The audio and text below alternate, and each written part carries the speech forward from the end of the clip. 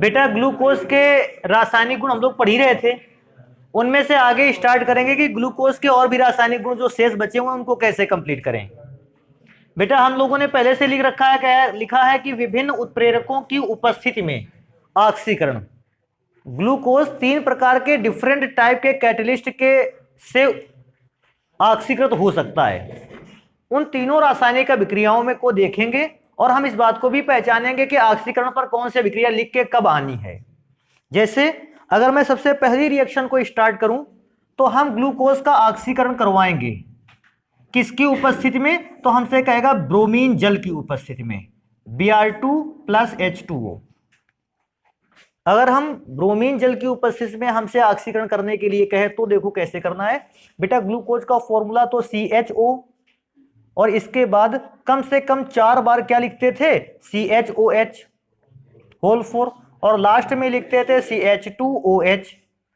अगर हम Br2 और H2O की रिएक्शन के द्वारा नवजात ऑक्सीजन प्राप्त करें तो बेटा वो नवजात ऑक्सीजन केवल क्या करता है, एल्डिहाइड ग्रुप को उत्प्रेरित करता है।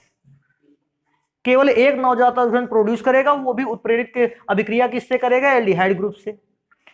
मैं ये ऐसा भी कह सकता हूं कि Br2 और H2O जिसको ब्रोमीन जल के नाम से जानते हैं, ये एक दुर्बल ऑक्सीकारक है। रिएक्शन कैसे, 2H2Br के साथ रिएक्शन कर लेगा, मुक्त किसको करेगा, नवजात ऑक्सीजन को, और वो नवजात ऑक्सीजन इसका ऑक्सीकरण कराएगा। तो बेटा आपको सभी को पता है जब भी एल्डिहाइड कंपाउंड ऑक्सीकृत होता है वो काहे में चेंज होता है, कार्बोक्सिलिक एसिड में। तो ये बनकर तैयार होगा COOH।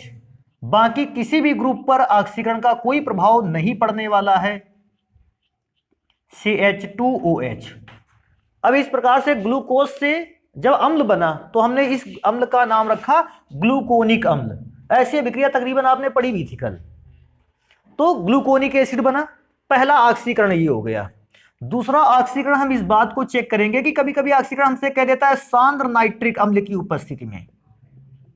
सांद्र नाइट्रिक अम्ल, सांद्र नाइट्रिक अम्ल को जानते हैं ना। सांद्र नाइट्रिक अम्ल का मतलब होता है नाइट्रिक एसिड की अमाउंट कैसी रहती है, अधिक, और जल की अमाउंट कैसी रहती है, कम। अधिक सांद्रता वाला नाइट्रिक एसिड से को अगर हम यूज करते हैं उस समय रिएक्शन कैसे होती है, पहले चेक करते हैं। रिएक्टेंट लिख लेते हैं CHOH। बेटा हमको 4 बार लिखना पड़ेगा और थोड़ा सा नीचे ध्यान रखेंगे, नीचे लिखेंगे CH2OH। अभी अभिक्रिया करवाएंगे तो अभिक्रिया करवाने के लिए हमें नवजात ऑक्सीजन ये भी देगा, सांद्र नाइट्रिक एसिड भी गर्म होकर नवजात ऑक्सीजन देता है। और वो नवजात ऑक्सीजन रिएक्शन कैसे करेगा, एक नवजात ऑक्सीजन तो ऊपर एल्डिहाइड को मिलेगा, जैसे ही एल्डिहाइड को वो नवजात ऑक्सीजन मिलेगा लिखेंगे COOH। अब CHOH।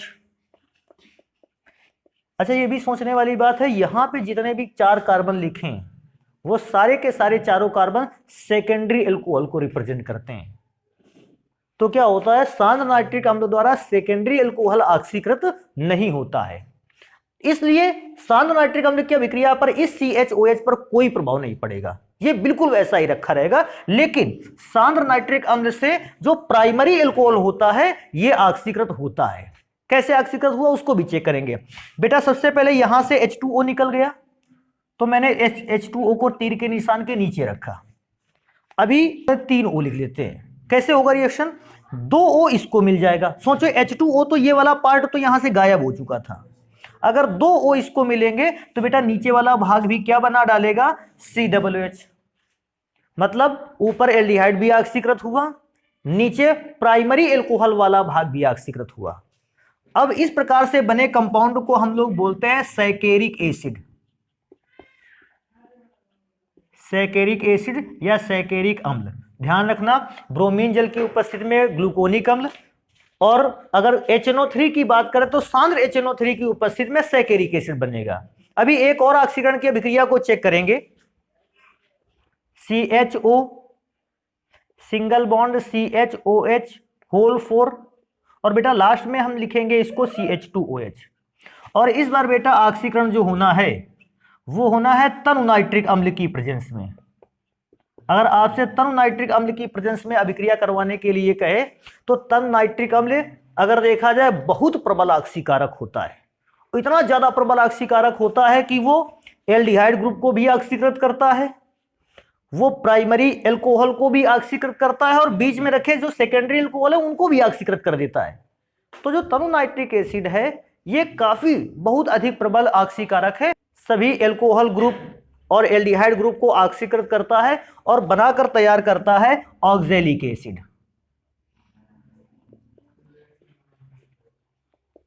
ऑक्जेलिक एसिड बना के तैयार करता है। अभी किसी के मन में बात आएगी सर ये एसिड क्यों लिख दिया? बेटा आपको सभी इस बात पता है कि जब भी एल्डिहाइड ग्रुप का ऑक्सीकरण होता है वो एसिड में चेंज होता है, एल्कोहल ग्रुप का ऑक्सीकरण होता है तो पहली बार एल्कोहल का ऑक्सीकरण पर एल्डिहाइड में और दूसरी बार ऑक्सीकरण पर वो भी काय में चेंज होता है, एसिड। मुझे क्या पता चलता है कि एसिड हमेशा बनना है, चाहे एल्कोहल का ऑक्सीकरण हो चाहे एल्डिहाइड का ऑक्सीकरण हो, तो एसिड बनकर तैयार हुआ। ये समझ गए क्यों एसिड बना? क्योंकि चाहे एल्कोहल हो चाहे एल्डिहाइड हो, ऑक्सीकरण अगर उसका कराएंगे तो एसिड बनकर तैयार होगा और साथ में कुछ मॉलिक्यूल बनेंगे वाटर के भी। तो मैंने कुछ मॉलिक्यूल वाटर भी लिख रखा है। हाँ, अब ये ऐसा सोच सकते हैं कि इसकी रिएक्शन को बैलेंस कर सकते हैं, बैलेंस करने में कोई भी बुराई नहीं है। देखो ऐसे स्टार्ट करेंगे। सबसे पहले ये क्यों लिखा? कार्बन टोटल कितने थे? 6, तो 1 1 2 और 2 का गुना 3 पे हुआ तो 6। अभी हाइड्रोजन को चेक करेंगे, 12 हाइड्रोजन होते हैं बेटा, और 12 में से अगर देखा जाए तो 6 हाइड्रोजन तो लिख चुके हैं हम लोग और 6 हाइड्रोजन बचे हैं, तो इसमें 3H2O। हाँ, एक और चीज है, ऑक्सीकरण किससे करवाया होगा? नवजात ऑक्सीजन से। तो पक्का ये है कि इसने नवजात ऑक्सीजन भी बहुत सारे दिए होंगे। चेक करेंगे कितने दिए होंगे, उधर देखते हैं। 2 2 4 3 12, 12 और 3 15, 15 में से तो 6 इसके पास थे। ग्लूकोज में 6 ऑक्सीजन होते हैं, तो हमें यहां पर कितने ऑक्सीजन दिखाने होंगे? 9। लेकिन अभी हुआ क्या, मैंने चेक क्या किया कि नवजात ऑक्सीजन जो है तनु नाइट्रिक एसिड द्वारा जो बनी है उसने कंपाउंड को केवल ऑक्जेलिक एसिड में ही नहीं चेंज किया बल्कि ऑक्जेलिक एसिड का भी ऑक्सीकरण करवा दिया। आपको याद होगा मैंने एक दिन कहा था कि इस दुनिया में मात्र 2 ऐसे एसिड हैं जिनका ऑक्सीकरण हो सकता है, पहला फॉर्मिक एसिड था और दूसरा ऑक्जेलिक एसिड था। तो नाइट्रिक एसिड ने उस ऑक्जेलिक एसिड का भी ऑक्सीकरण कराया। तो मैं उस रिएक्शन को भी यही लिख देता हूं, ऑक्जेलिक अम्ल जो बनकर तैयार हुआ उसका भी ऑक्सीकरण करवाया। किसने करवाया? तनु नाइट्रिक एसिड ने। इसको ऐसे भी लिख सकते, डाइल्यूटेड HNO3 ने। अगर डाइल्यूट HNO3 से रिएक्शन करवाएगा, फिर से तरीका वही है बेटा, ये दोनों H इस O को लेके अलग हो जाएंगे। अगर दोनों H O को लेके अलग होंगे तो बनेगा H2O, और बेटा मैं चेक करता हूं ऊपर CO2 नीचे भी CO2, तो हम इसको लिख सकते हैं 2 molecule of CO2, carbon dioxide gas. तो बेटा ये अलग अलग चीजें हैं, मैं दोबारा से इसको रिपीट कर दूं। ब्रोमीन जल दुर्बल ऑक्सीकारक है और ये केवल ग्लूकोज के एल्डिहाइड ग्रुप को ऑक्सीकृत कर सकता है। ग्लूकोनिक एसिड बनाएगा, मैंने नाम नहीं लिखा। जो सांद्र HNO3 होता है उससे थोड़ा सा प्रबल ऑक्सीकारक है, और क्योंकि प्रबल ऑक्सीकारक है ये क्या कर सकता है? एल्डिहाइड ग्रुप को भी ऑक्सीकृत कर सकता है और प्राइमरी एल्कोहल को भी ऑक्सीकृत कर सकता है, इसलिए सैकेरिक एसिड बनता है। लेकिन जो तनु HNO3 होता है, डाइल्यूट HNO3, ये प्रबलतम ऑक्सीकारक होता है और ये हर एक कार्बन परमाणु, चाहे वो एल्डिहाइड ग्रुप को कंटेन करता हो, चाहे वो प्राइमरी एल्कोहल को कंटेन करता हो या सेकेंडरी एल्कोहल को कंटेन करता हो, सबको ऑक्सीकृत करके बनाता है ऑक्जेलिक एसिड। और यहीं पर नहीं रुकता बल्कि ऑक्जेलिक एसिड को भी ऑक्सीकृत कर सकता है, और वो क्या बनाकर तैयार करता है लास्ट में? H2O और CO2। तो इसको डिफरेंट टाइप के कैटलिस्ट की प्रेजेंस में आप उत्प्रेरक अभिक्रिया को तैयार रखोगे। जो भी आपको कैटलिस्ट देता है आप उसी के आधार पर अभिक्रिया लिख के आओगे।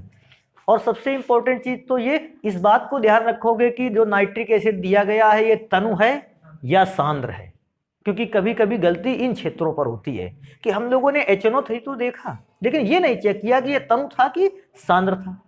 सांद्र HNO3 कम ऑक्सीकारक है, जबकि तनु HNO3 की ऑक्सीकारक क्षमता कैसी होती है? अधिक होती है। तो एक काम करेंगे, आप इसको नोट करेंगे, फिर पढ़ते हैं और भी रासायनिक गुण जो है इसका। बेटा अगला रासायनिक गुण है हमारा, कहता है ग्लूकोज की अभिक्रिया फेनिल हाइड्रेजीन से करानी है। इस कंपाउंड का नाम फेनिल हाइड्रेजीन, और बेटा फॉर्मूला देखा जाए C6H5NH2 होता है। अभिक्रिया करेगा ग्लूकोज से, और मैं आपको ये बता दूं पहले से कि ग्लूकोज से जब भी अभिक्रिया करेगा या ग्लूकोसा जोन बनाकर तैयार करेगा। अभी चेक करते हैं ग्लूकोसाजोन बनाकर कैसे तैयार करेगा, रिएक्शन से स्टार्ट करते हैं।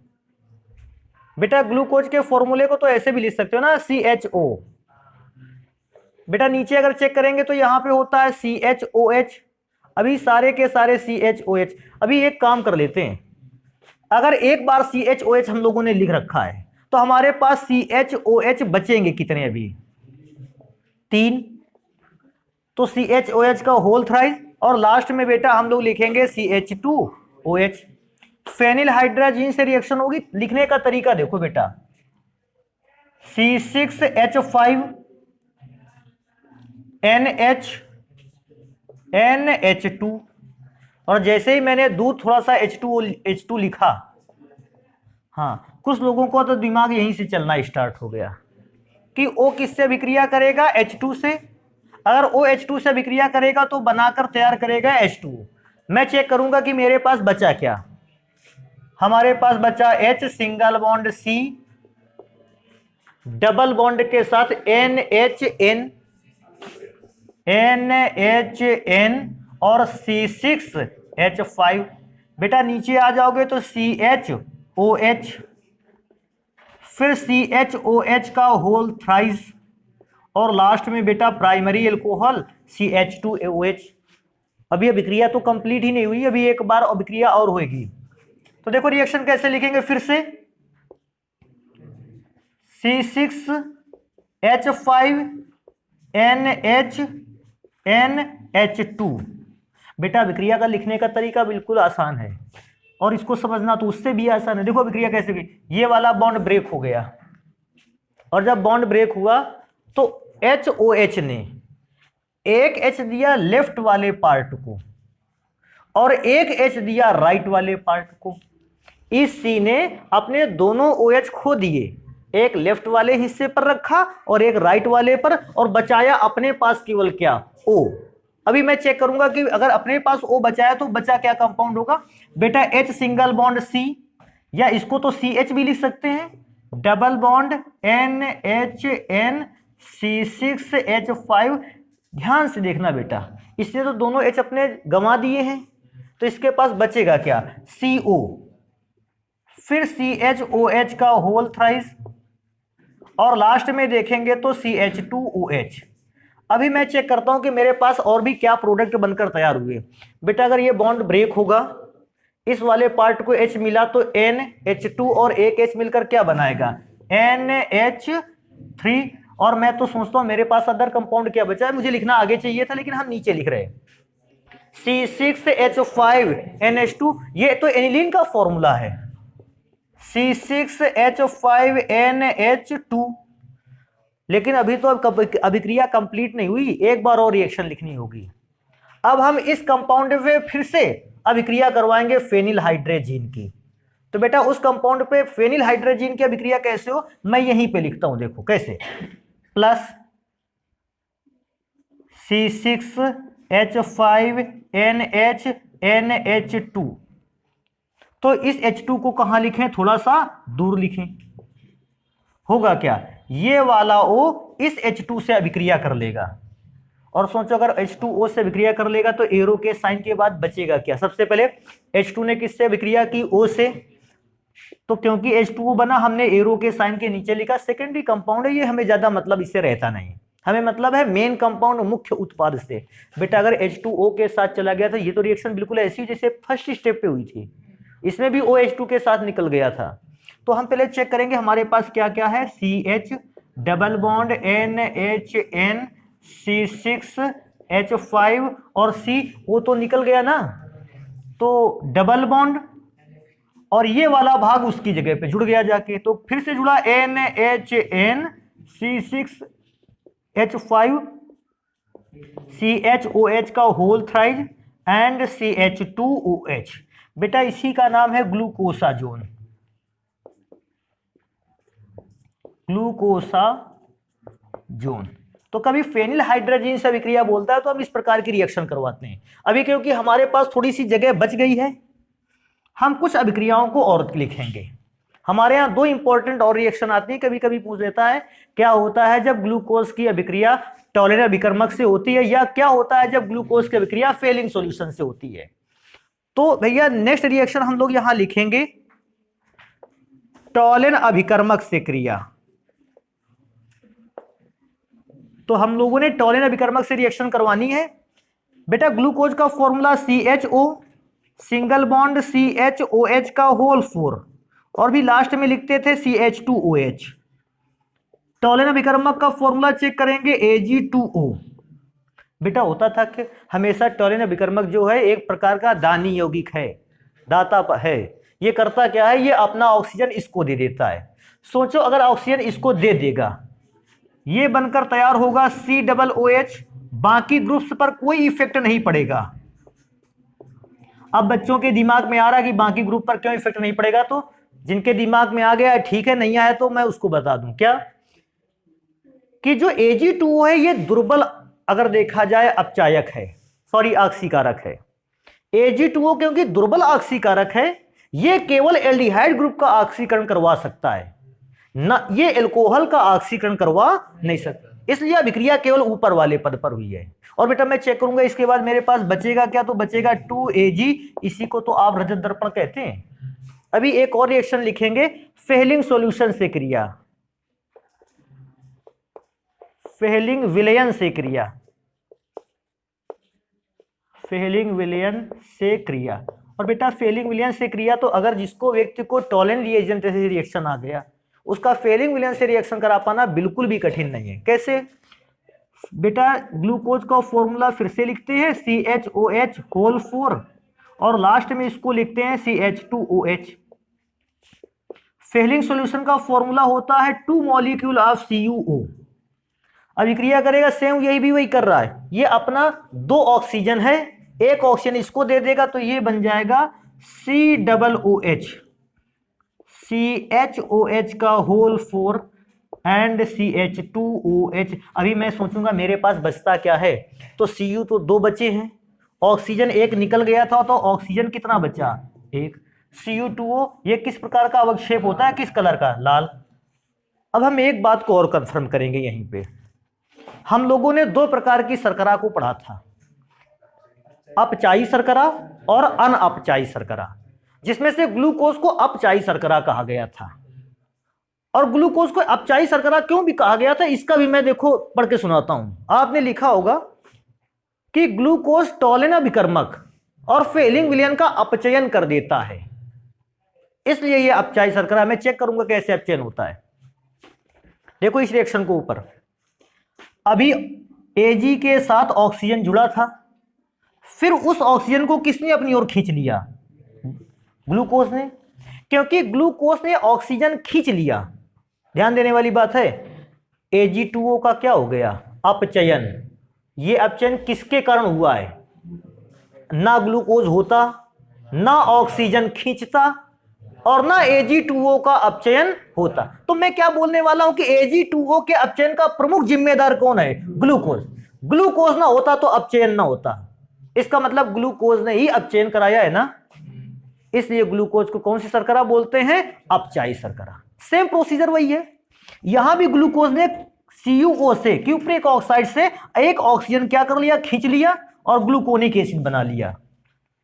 इसने भी कहा कि हमारा ऑक्सीजन छीनकर कौन ले गया है, ग्लूकोज। हमारे अपचयन का जिम्मेदार ग्लूकोज है, ना ग्लूकोज होता ना हमारा ऑक्सीजन छीनता। इसका मतलब है CuO के अपचयन का जिम्मेदार कौन है, ग्लूकोज। इसलिए ग्लूकोज एक प्रकार का क्या है, अपचायक। अभी नेक्स्ट नंबर पे चलते हैं कि ग्लूकोज का उपयोग क्या क्या है। तो बेटा ग्लूकोज के उपयोग तो बड़े नॉर्मल होते हैं, इस लगभग सभी को पता होंगे। अगर मैं ग्लूकोज के यूज को पढ़ूं, पहला लिखा है ग्लूकोज का प्रमुख उपयोग औषधि के रूप में होता है। बिल्कुल सही है, ग्लूकोज का प्रयोग औषधि के रूप में होता है। गर्मियों में हीट स्ट्रोक लग जाता है जब आप लोगों को, एक तो मैं तो चाहता हूं कभी ना लगे आप लोगों को हीट स्ट्रोक, लेकिन अगर लग जाता है, आप थोड़ी बहुत गर्मी में तो क्या करते हो ना कि ग्लूकोन-डी को घोल लिया और उसको पी लिया, का एनर्जी आ गई और बस फिर से मैच खेलने निकल गए। तो ग्लूकोज आपको क्या करता है, ऊर्जा देता है, और ये हम लोगों को रोगों से बचाता भी है। एनर्जी का, जब बॉडी पे एनर्जी है तो कोई रोग नहीं आएगा। तो ग्लूकोज एक प्रकार की दवा भी है। आगे लिखता है विटामिन सी के निर्माण में। बेटा अभी मैं एक चीज पूछूंगा, टमाटर पे कौन सा एसिड पाया जाता है? Oxalic acid. अभी तो आपको पता है ग्लूकोज से ऑक्जेलिक एसिड बना था, और ऑक्जेलिक एसिड एक प्रकार का विटामिन सी का सोर्स है। तो ये विटामिन सी को भी क्या करता है? बनाता है। एथेनॉल के निर्माण में गन्ने के रस से, आपने एथेनॉल जब बनाया होगा तो आपने गन्ने के रस से सबसे पहले ग्लूकोज बनाया होगा, ग्लूकोज से एथेनॉल बनाया होगा, और एथेनॉल से सिरका बनाया होगा। तो ये भी लिखा है ग्लूकोज से एथेनॉल बनता है, हालांकि ये भी लिख सकता था कि ग्लूकोज से एसीटिक अम्ल भी बनता है, वो भी सही बात है।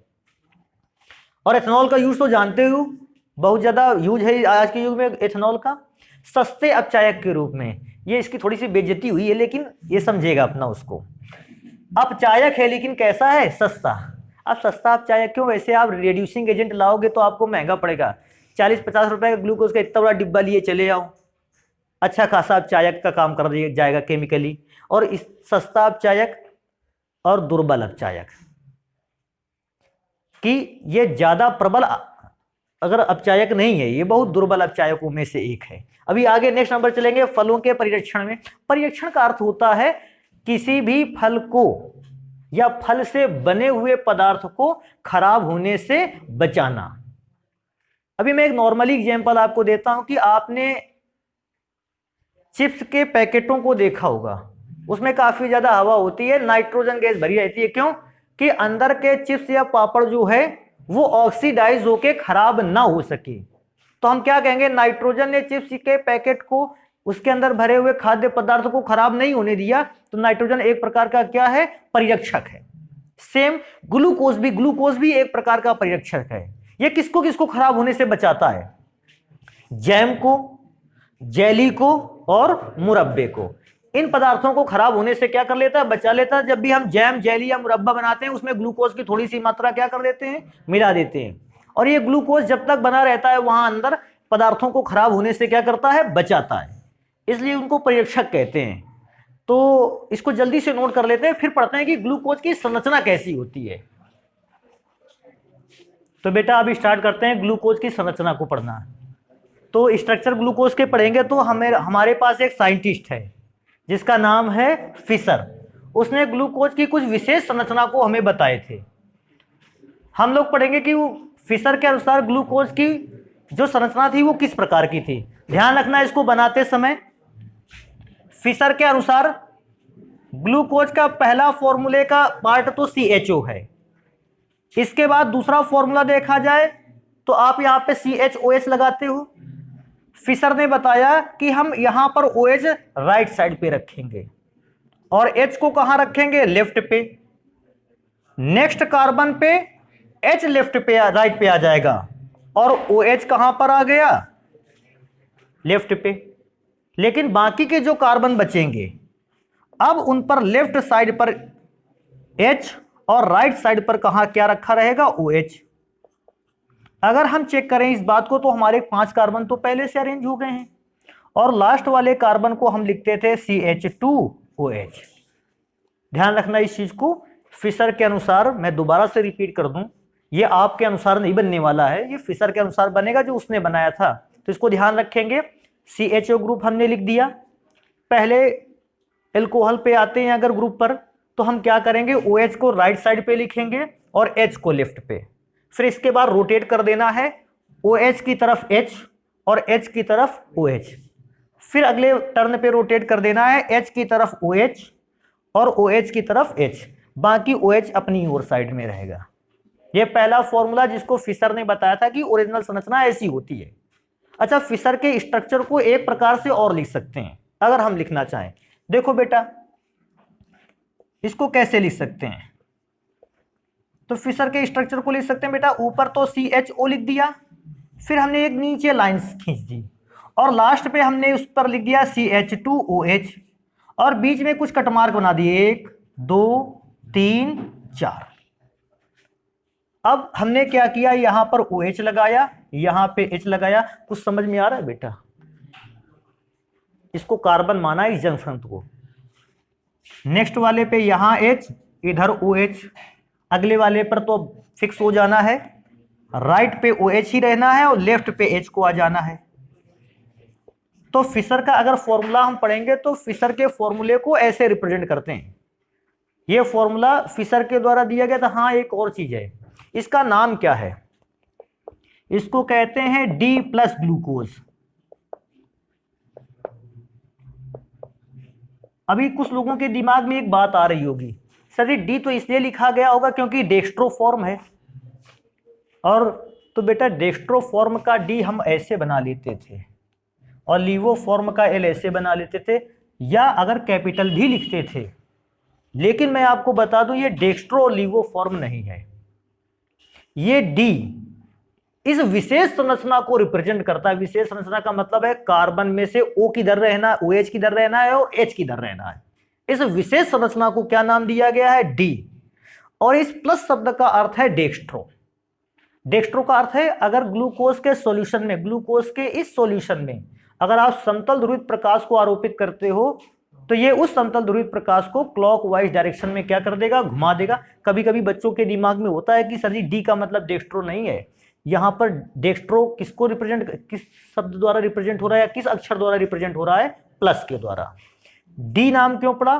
क्योंकि इस विशेष संरचना को, संरचना विशेष इसलिए थी कि कार्बन और के साथ OH और H ग्रुप आप अपने मन से एडजस्ट नहीं कर सकते थे, एक विशेष क्रम में एडजस्ट किया ना आपने, इसलिए उस विशेष क्रम के कारण इसका नाम क्या रखा गया? डी। लेकिन जल्द ही इस फॉर्मूले के बाद फिशर ने ग्लूकोज की चक्रीय श्रृंखला को या चक्रीय स्ट्रक्चर को भी बताना स्टार्ट कर दिया। क्योंकि फिशर ने चक्रीय स्ट्रक्चर को बताना स्टार्ट किया, हम लोग भी पढ़ते हैं ग्लूकोज की चक्रीय स्ट्रक्चर कैसा होता है। तो हम ऐसा लिख सकते हैं, अब हमें कौन सी स्ट्रक्चर पढ़ना है? चक्रीय संरचना पढ़नी है, या बेटा इसको एक और नाम से जानते हैं, हेमी एसिटल संरचना। बेटा इस स्ट्रक्चर को भी देखेंगे, क्यों? स्ट्रक्चर में से कुछ चीजें ऐसी हैं जो हम लोगों को हमेशा तैयार रखनी चाहिए। चेक करेंगे इसको। देखो बेटा ये फॉर्मूला हमारे सामने लिखा रखा हुआ है, इसको थोड़ा सा एडजस्ट करेंगे। सी बेटा इसमें से क्या करते हैं? डबल बॉन्ड के साथ O, थोड़ा सा यहां लगा लेते हैं डबल बॉन्ड के साथ O, और इधर सिंगल बॉन्ड के साथ क्या करेंगे? H। फिर बेटा मैंने एक सीधी लाइन बनाई कार्बन परमाणुओं की, लास्ट में हम क्या रखते थे? CH2OH। ये कटमार्क बनाते थे। यहां पर हम लोग क्या रखते थे? OH। यहां पर क्या होता था? H। फिर यहां OH, इधर H, फिर OH, H, और बेटा लास्ट में OH और यहां पर H। अब स्ट्रक्चर में से अगर मैं इसका नाम तो चक्रीय था, हमने तो सीधी लाइन पे कार्बन अरेंज कर दिया। हाँ चक्रीय अब बनाएंगे। होगा क्या बेटा? ये ग्लूकोज अपने एटम्स का पुनर्विन्यास करता रहता है। पुनर्विन्यास का मतलब समझो रीअरेंज। ग्लूकोज का सॉल्यूशन अपने बॉन्ड को रीअरेंज करता रहता है, बदलता रहता है बॉन्ड की पोजीशन, और बॉन्ड की पोजीशन बदलता रहता है इसलिए वो एक से ज्यादा फॉर्मूले भी बना लेता है। तो फॉर्मूला बॉन्ड के रोटेशन करता कैसे? सबसे पहली बात, ये 5वें नंबर का जो OH है इसका हाइड्रोजन भेजता है किसके पास? ऑक्सीजन के पास। ध्यान रखने वाली बात है, अगर 5वें नंबर का हाइड्रोजन ऑक्सीजन के पास चला जाएगा, ध्यान से देखकर बताओगे ये क्या बन जाएगा? OH। और OH बनेगा तो इसका एक बॉन्ड क्या हो जाएगा? टूट जाएगा। तो ये कार्बन का ये जो बॉन्ड टूटेगा वो बॉन्ड जुड़ेगा आके किससे? O से। H पे बनता दिख रहा है, इसको थोड़ा सा अच्छा बनाते हैं। ये किससे जुड़ेगा? आके O से। तो इस दशा में अगर हम चेक करें कि फॉर्मूला कैसा बन के तैयार होगा, बेटा इसको देखो ऐसे रिप्रेजेंट करते हैं। सबसे पहले C, बेटा जो डबल बॉन्ड O था उसको थोड़ा सा सही करते हैं। डबल बॉन्ड जो था उसमें से ये H जाके उसके साथ जुड़ेगा तो क्या बनाएगा? OH। ध्यान से देख के बता, अगर OH बन जाएगा तो ये बॉन्ड क्या हो गया? ब्रेक हो गया। ध्यान रखना ये बॉन्ड ब्रेक हुआ है, इसको अभी सुधारना है हम लोगों को। यहां पर हम एडजस्ट कर रहे हैं CH2OH को, ये CHOH, CHOH, CHOH, यहां पर भी CHOH, OHH, बाकी बॉन्ड पर कोई पोजीशन में चेंज नहीं। HOH,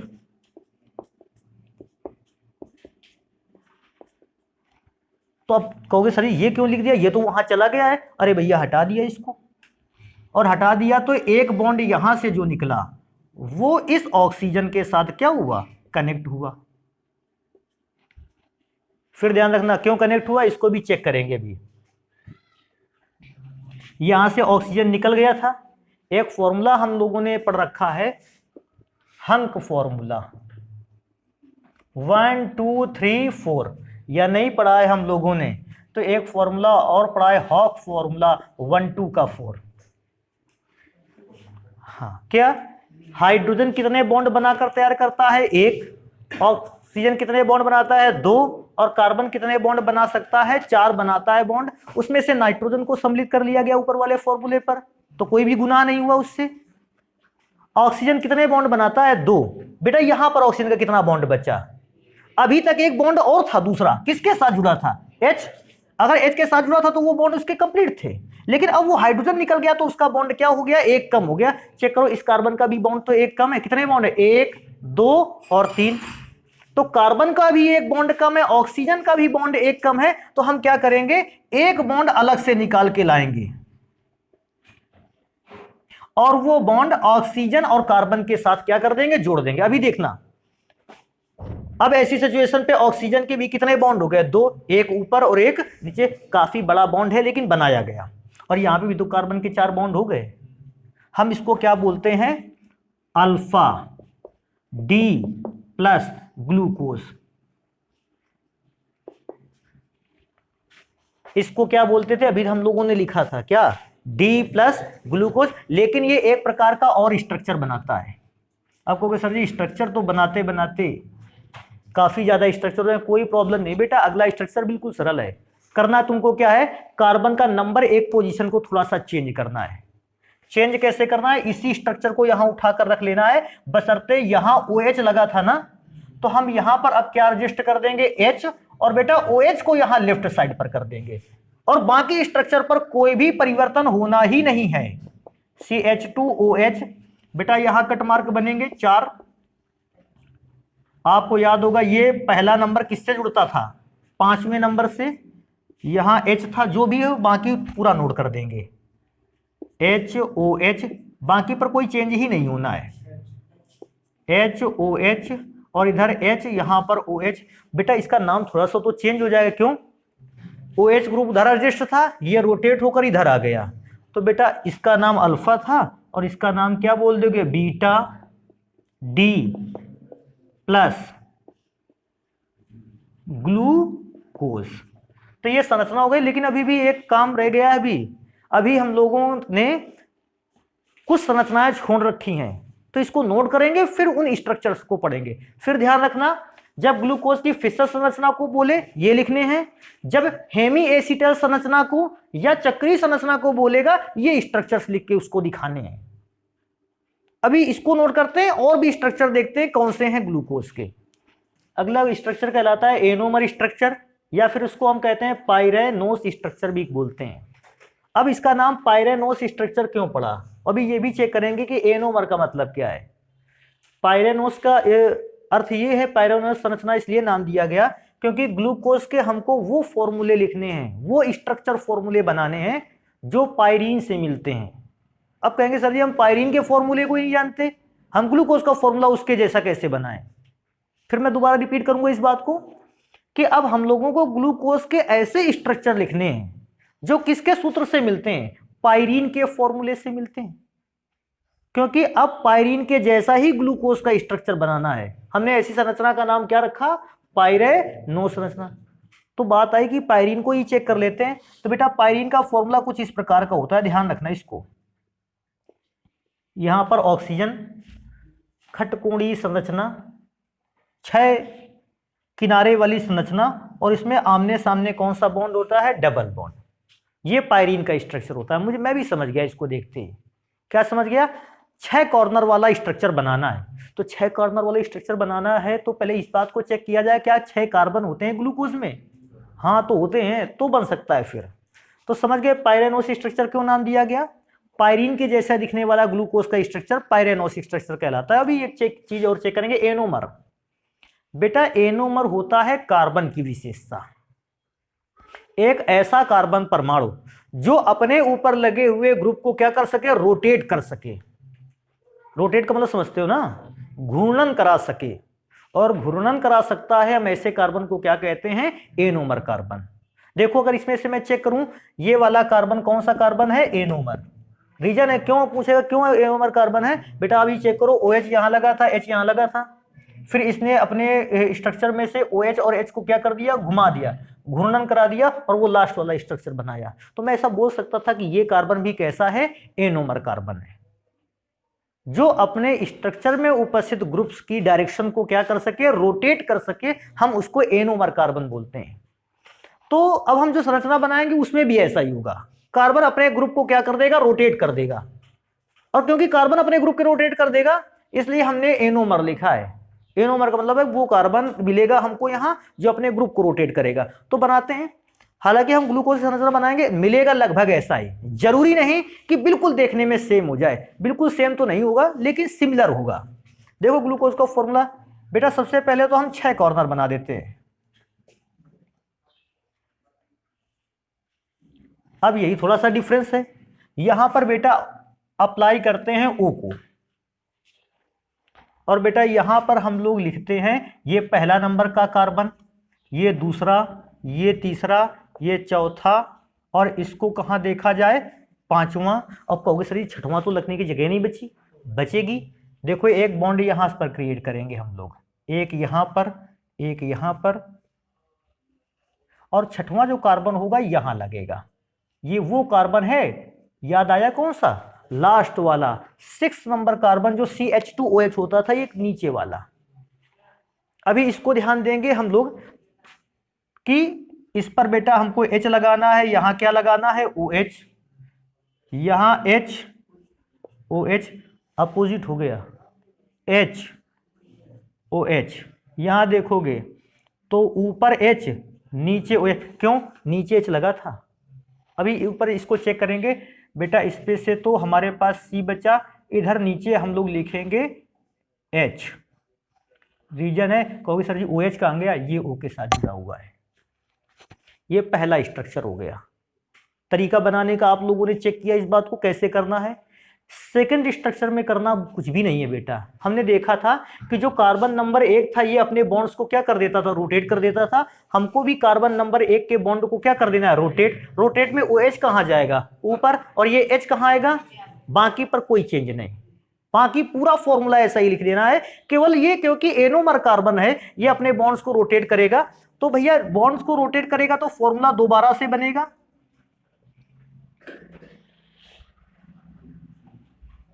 फिर से इसको O, यहां पर बॉन्ड बना ले कुछ, यहां रोटेट हुआ, बाकी पर कोई फर्क नहीं पड़ने वाला।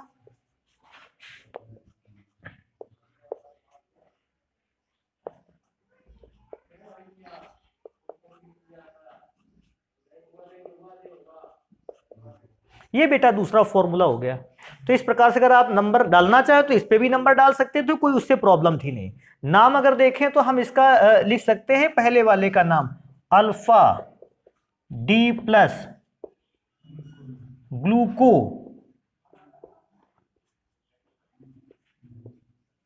पाइरेनोस, तब तो हमको पता चलेगा कि पाइरेनोस स्ट्रक्चर बनाया गया है। अब इसका नाम क्या है, बीटा, सॉरी डी प्लस ग्लूको पाइरेनोस। तो बेटा ये स्ट्रक्चर हैं जो ग्लूकोज के हमसे पूछे जाते हैं। स्ट्रक्चर को ध्यान रखें, आप बनाने का तरीका याद रखें, जब भी कोई भी स्ट्रक्चर पूछा जाएगा, पाइरेनोस स्ट्रक्चर पूछा जाएगा, वो आप बना कराओगे। तो इतना ही प्रकार का स्ट्रक्चर था। तो ये बेटा यहां से ग्लूकोज खत्म हो जाएगा, और बाकी की पढ़ाई करेंगे हम लोग नेक्स्ट क्लास पे फिर।